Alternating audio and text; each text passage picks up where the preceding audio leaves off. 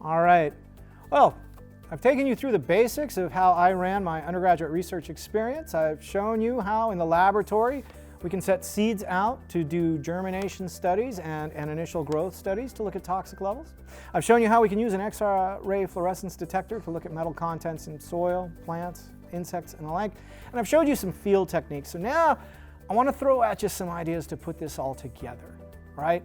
One of the biggest frustrations in research, as you well know, is when you run into trouble, when you run into the unexpected, and you're going to run into that repeatedly with your students.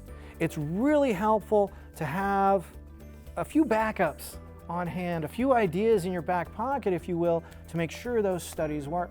So this is what I talked about earlier in the lab techniques. If your students set up a germination study and everything germinated, so you don't have really great data, you can also start to look at how fast they grow, the length of the shoot or the radicle.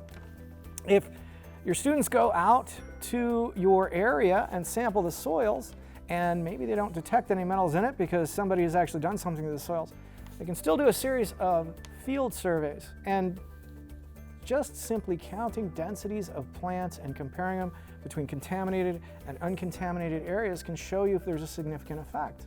And really, this is something you can build on, because when you find those plants that don't have a significant effect, that appear to be doing as well in a contaminated area as they are in a control area, those become candidates for future studies and future classes to look at for phytoremediation.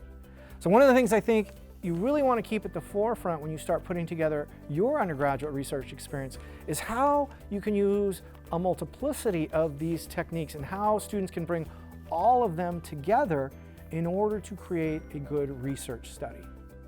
Well, I hope you've learned something from these talks, and I look forward to hearing your questions in our discussion, and I hopefully will be able to answer them.